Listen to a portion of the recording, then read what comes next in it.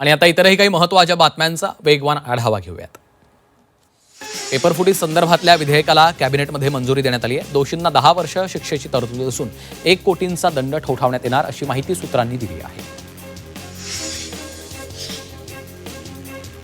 पेपरफुटीवरनं लोकसभेत विरोधक आक्रमक झालेत. अटी शर्थी न ठेवता चर्चा सुरू करावी रिजिजू यांनी आवाहन केलं.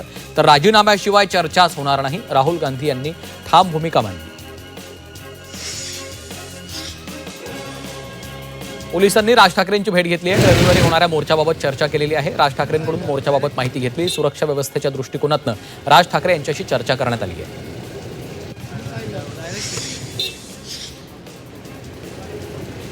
मारहाण करणाऱ्या शिक्षकांवर कारवाई होते, मग लाठीचार्ज करणाऱ्या पोलिसांवर कारवाई का नाही असा सवाल राज ठाकरे यांनी केलाय. तर आदेशाशिवाय पोलीस लाठीचार्ज करूच शकत नाहीत असं राज ठाकरेंनी म्हटलंय. प्रत्येकाला आंदोलन करण्याचा अधिकार आहे. विद्यार्थ्यांवर अन्याय केल्यास गुन्हे दाखल करू. वकील असीम सरोदे यांनी पोलिसांना इशारा दिला. कायदा सुव्यवस्था राखण्याची जबाबदारी पोलिसांची असल्याचं त्यांनी सांगितलं. पोलिसाचा व्हिडिओ तयार करणाऱ्याचा सत्कार करण्यात आलाय. अमित ठाकरेंकडून हर्षवर्धन कदमचा सत्कार करण्यात आला. ड्रग्ज पाकिट ठेवण्याची धमकी देणाऱ्या पोलिसांचा व्हिडिओ बनवणाऱ्याचा सत्कार केला आहे. आमदार रोहित पवार यांच्यासह काही नेत्यांनी सोशल मीडियावर एक व्हिडिओ पोस्ट केला. यामध्ये एक पोलीस तरुणीला विचित्र प्रकारे पकडून खेचताना दिसतो. या व्हिडिओसोबत रोहित पवार यांनी संतापजनक पोस्ट देखील लिहिलेली आहे. हा पोलीस नेमका कोण आहे? पोलीस अशा पद्धतीने कारवाई करू शकतात का असा सवाल त्यांनी केला. मुंबईमधील आंदोलनात तरुणीसोबत गैरवर्तन केल्याच्या घटनेवरनं खासदार सुप्रिया सुळेंनी ट्विट करत निषेध केला. एका महिला आंदोलनकर्त्याला चुकीच्या पद्धतीनं स्पर्श करणारा साध्या पोशाखातला हा व्यक्ती पोलीस कर्मचारी आहे. अशा पद्धतीनं महिलांना असभ्य वागणूक देणारे पोलीस जर या दलामध्ये आहेत ही खेदाची बाब असल्याचं सुप्रिया सुळेंनी म्हटलंय. मुंबईमधील आंदोलनात तरुणीसोबत गैरवर्तन केल्याच्या घटनेवरून राष्ट्रवादी काँग्रेस शरद पवार पक्षाचे सुनील माने यांनी टीका केली. दोषीला अटक करण्याचे आदेश द्या असं म्हणत सुनील माने यांनी फडणवीसांवर टीका केली. तर तुमचे पोलीस थेट विनयभंग करत असल्याचे आरोप केले. मुंबईतल्या आंदोलनात तरुणीसोबत मुंबई पोलिसांनी गैरवर्तन केल्याच्या घटनेवर मनसे नेते संदीप देशपांडेंनी प्रतिक्रिया दिली. पोलिसांनी या घटनेवर बोललं पाहिजे. यावर ते काय कारवाई करणार? देवेंद्र फडणवीस यावर कडक कारवाई करतील. ते अमित शहांसारखे नाहीत. फडणवीस संवेदनशील आहेत असं देखील देशपांडेंनी म्हटलं. रोहित पवार यांनी राजकीय फायद्यासाठी सोशल मीडियावरील एका व्हिडिओचा विपर्यास करून मुंबई पोलिसांची बदनामी करण्याचा प्रयत्न केला असा आरोप नवनाथ बन यांनी केला. हे व्हिडिओच्या सुरुवातीपासून स्पष्ट दिसतंय असंही बन यांनी म्हटलं आहे. राजीनाम्याशिवाय आंदोलन मागे घेणार नाही. सीजेपीच्या अभिजित दिपकेंनी ठाम भूमिका मांडली. तोडगा हवा असेल तर आधी राजीनामा घ्या. मोदी प्रधान यांचा राजीनामा का घेत नाही असा सवालही त्यांनी केला. धर्मेंद्र प्रधान यांचा राजीनामा घेतल्याशिवाय मागे हटणार नाही असा इशारा सीजेपीने दिलाय. पंतप्रधान नरेंद्र मोदींनी मध्यरात्री जाहीर केलेल्या व्हिडिओवर सीजेपीनं ही प्रतिक्रिया दिली. तर राजीनामा घेतल्याशिवाय जंतर मंतरवरून हटणार नाही. प्रत्येक राज्यात एक जंतर मंतर तयार होईल असा इशारा देखील आशुतोष रांका यांनी दिला.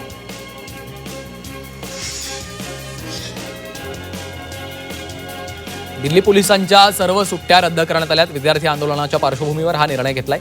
पुढील आदेश येईपर्यंत सर्व प्रकारच्या सुट्ट्या रद्द केल्या आहेत. सोनम वांगचुक यांनी मध्यरात्रीनंतर आपलं बेमुदत उपोषण अखेर मागे घेतलं. हरियाणातील गुरुग्राम इथल्या मेदांता रुग्णालयात केंद्रीय मंत्री जे.पी. नड्डा आणि जितेंद्र सिंह यांच्या उपस्थितीमध्ये उपोषण सोडलंय. जे.पी. नड्डा आणि जितेंद्र सिंह यांनी मेदांता रुग्णालयात जाऊन वांगचुक यांची भेट घेतली. यावेळी वांगचुक यांच्या पत्नी गीतांजली देखील उपस्थित होत्या. वांगचुक यांनी आपलं उपोषण मागे घेतल्यानंतर सीजेपीचे अभिजित दिपके यांनी त्यांचे आभार मानले. तर जोपर्यंत धर्मेंद्र प्रधान राजीनामा देत नाहीत तोपर्यंत जंतर मंतरवरील आंदोलन सुरूच राहणार असल्याचं दिपकेंनी म्हटलं. सोनम वांगचुक यांनी उपोषण मागे घेतल्याचा आनंद आहे. जंतर मंतरवर येऊन उपोषण सोडायला हवं होतं. मध्यरात्री उपोषण सोडण्याची काय गरज होती? शिवसेना युबीटी खासदार संजय राऊतांनी हे सवाल केले.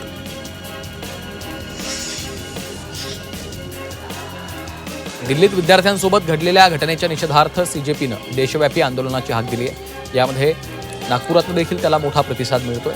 संविधान चौकात मोठ्या संख्येने तरुण कार्यकर्ते यामध्ये सहभागी झाले. दिल्लीत सुरू असलेल्या आंदोलनाचे पडसाद आता सर्वत्र उमटू लागलेत. नाशिकच्या मालेगाव शहरात लाठीचार्जचा निषेध करण्यात आला. नागरिकांकडून शहरातील मोसमपूल भागात महात्मा गांधींच्या पुतळ्याजवळ घोषणाबाजी केली आहे. दिल्लीतल्या जंतर मंतर इथं विद्यार्थ्यांवर झालेल्या लाठीचार्जच्या निषेधार्थ साताऱ्यात हजारो युवक रस्त्यावर उतरले. युनायटेड युथ फ्रंट ऑफ साताराच्या नेतृत्वाखाली मोर्चा काढण्यात आला. यामध्ये मोठा सहभाग तरुणांनी घेतला.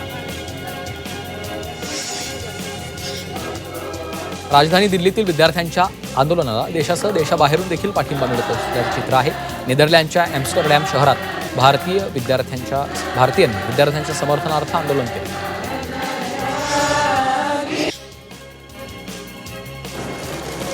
अभिनेत्री मलाइका अरोरा खाननं तिच्या इंस्टाग्रामवर पोस्ट करत CJPच्या आंदोलनाला समर्थन केलेलं आहे. शिक्षणाबद्दल सुरू असलेल्या चर्चांकडे दुर्लक्ष करणं अशक्य आहे. इतक्या तरुणांचा आवाज एकत्र येताना पाहणं खूप हृदयस्पर्शी आहे. शिक्षण म्हणजे केवळ वर्ग किंवा परीक्षा नाही, ते संधी, आधार आणि एक चांगलं भविष्य घडवण्याची संधी आहे, असं मलाइकानं आपल्या पोस्टमध्ये म्हटलेलं आहे. अभिनेता वरुण धवननं देखील पोस्ट करून CJPच्या आंदोलनाला पाठिंबा दिलाय. विद्यार्थी आपल्या देशाचं भविष्य आहेत. जेव्हा एखाद्या विद्यार्थ्यांचं स्वप्न भंगतं तेव्हा केवळ एका विद्यार्थ्याचं स्वप्न भंगत नाही, तर ते एका संपूर्ण कुटुंबाचं स्वप्न असतं, असं वरुणनं आपल्या पोस्टमध्ये म्हटलं.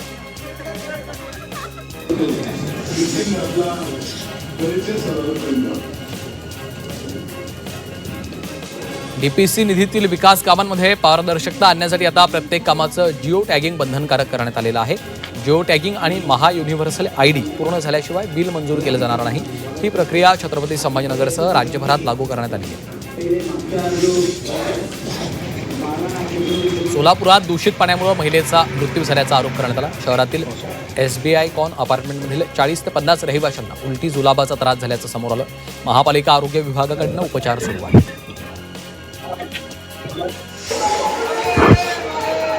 आषाढी एकादशीनिमित्त पंढरपुरात लाखो वारकरी दाखल झाले असून विठ्ठल दर्शनासाठी मोठी गर्दी झाली. पोलिसांच्या माहितीनुसार 15 ते 20 लाख वारकरी पंढरपुरात दाखल झाले. दर्शनाची रांग 8 ते 10 किलोमीटरपर्यंत गेली असून मंदिर परिसर आणि चंद्रभागा वाळवंट वारकऱ्यांनी फुलून गेले.